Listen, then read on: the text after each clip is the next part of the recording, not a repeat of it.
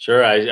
Let's see. I started off. My first internet company was in 2000 when I was in college. I was doing a project for engineering school, and at the time, we were in the middle of the internet bubble, and I started a company called Te Respondo, which was a pay-per-click network for all of Latin America. Namely, our core markets were Brazil, Mexico, and Argentina. And we went through the rough patches that most internet entrepreneurs went through during the bubble. We shut down the company for a little while around 2000 and beginning of 2001. Then we restarted it, seeing that our traffic on a search engine that we had built kept growing. And we built this PPC platform, which was fully automated, very similar to GoTo and afterwards Overture.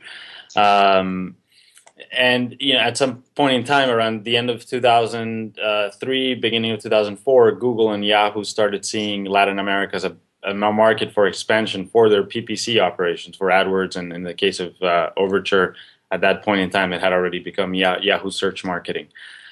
So we were, that first company was acquired by Yahoo at the end of 2004, beginning of 2005, and that's kind of how I got started on the internet.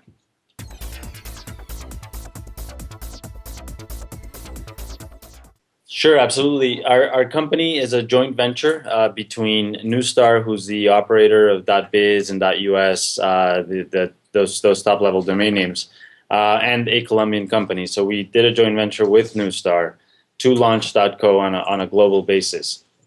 Currently, our company is staffed by 12 people directly on our payroll, and we have extended teams. So the extended team of Newstar in technology.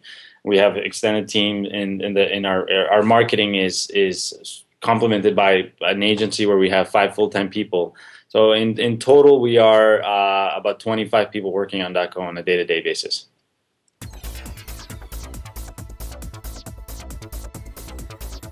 I mean, at the most fundamental level, the reason why I got involved with this venture is because being an entrepreneur and having started different companies on the internet, one of the most challenging things that I went through was figuring out the right name for it.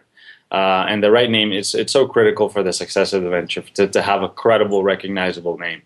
And obviously, I have a relationship to Colombia, but the synergy between being an entrepreneur and having gone through the process of trying to find a name, a good name for my companies, and being Colombia, obviously, the two combined to allow for the idea of .co to flourish as an alternative to some of the other domain extensions out there. So if you are a business, an established business, or an entrepreneur who's just getting started, .co is an amazing option for you to get branded online.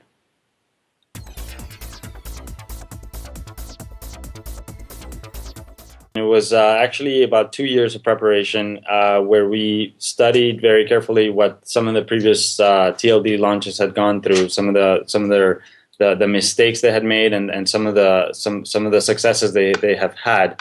And we studied those things carefully, applied them to .co. I mean, I think every TLD is going to be. The previous TLDs are all very different in nature. All the ones that are coming are all very different in nature.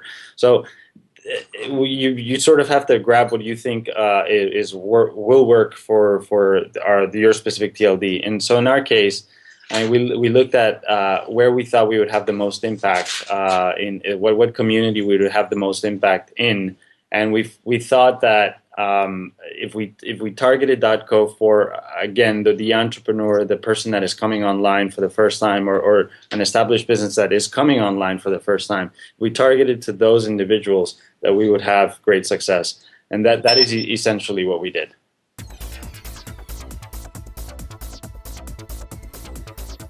If I had a crystal ball, I don't know. I look, we're where we're going, where we're sort of what we're positioning the company for is to be in the 3 to 5 million domain name registered by in the next 5 years. But the important thing is for us, it's not so much the volume that we may have in terms of registrations. It's the number of websites being built, the number of entrepreneurs that are using the .co domain, and the impact that the .co domain is having in the internet economy. If we can measure that somehow, and that's sort of something that we're working on the sideline, is measuring the economic impact that we can have, not in terms of our revenues or in terms of the registrations, but rather the economic activity that's taking place on .co. That is pretty powerful, and that's sort of what we're trying to figure out as a next step. Okay.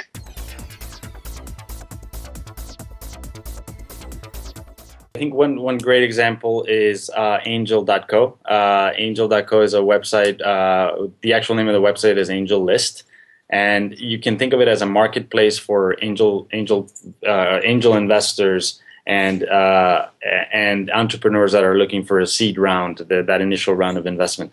That is probably the best example that I can give you, and it's very specific to our target market.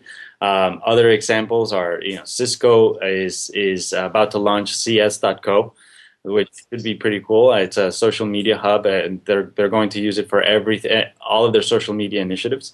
Another good example, this is more of an international example, Enter.co. It's kind of like the TechCrunch of Latin America. So that's pretty exciting. The Sociable is pretty cool. There are plenty of examples growing every day. You can see most of them. We list them on our website, which is opportunity.co.